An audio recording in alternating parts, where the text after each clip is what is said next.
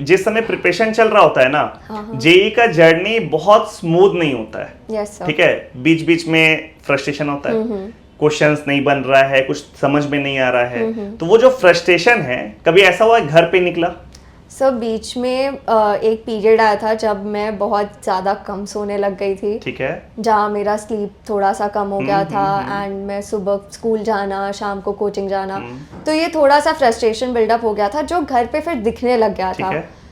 इसीलिए अगेन मैं मतलब फिर एक दिन थोड़ा सा मैंने शायद चिल्ला दिया था। ठीक है, ऑब्वियसली वही बात हम पूछना चाह रहे हैं ना कि उस चीज को कैसे रिकवर करना है। हाँ, फिर my father sat me down और उन्होंने मेरे को समझाया कि देखो ऐसे चिल्ला के फ्रस्ट्रेट होके कुछ होगा नहीं, तो अगर तुमको लग रहा है कि तुमको ब्रेक चाहिए इस पॉइंट पे, तो तुम थोड़ा देर सो लो, तुम आराम से बैठो, 1-2 दिन का ब्रेक लो, जो ठीक है कोई बात नहीं, पर ऐसे फ्रस्ट्रेटेड माइंड के साथ पढ़ाई भी उतने अच्छे से नहीं हो पाएगा।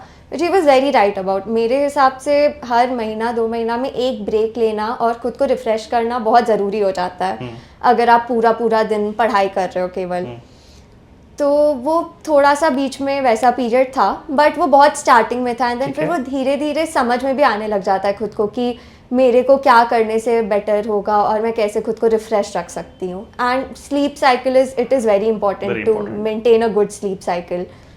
इसमें हम 2-3 बात बोलेंगे। जैसे एक तो ये वाला बात था कि अगर मान लो ये वीडियो कोई पेरेंट देख रहे हैं, तो उनको भी ये चीज समझना है कि ये जर्नी जो है, ये जर्नी उतना स्मूथ नहीं है, उतना आसान नहीं है। It's different from preparing for board examination, very different. ठीक है, और इसमें बच्चा कई बार ऐसा बिहेवियर शो करता है, तो जिस तरीके से, जिस मैच्योरिटी के साथ तुम्हारे पापा इसको डील किए, वैसे ही सबके मम्मी पापा इस चीज को डील करें।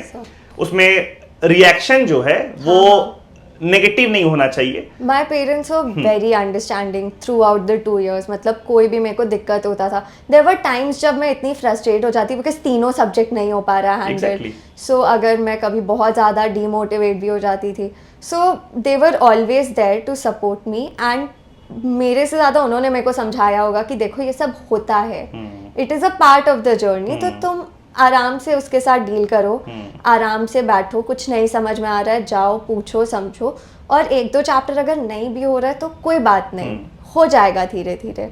सो they were very patient with me throughout the journey. हाँ, तो ये ऐसा जर्नी है जहाँ पे स्टूडेंट्स के मैच्योरिटी के साथ पेरेंट्स का मैच्योरिटी बहुत ज्यादा हेल्पफुल है। ठीक है, अभी देखो पेरेंट्स को समझने वाला बात तो है ही है, लेकिन बच्चों को भी एक बात समझना है।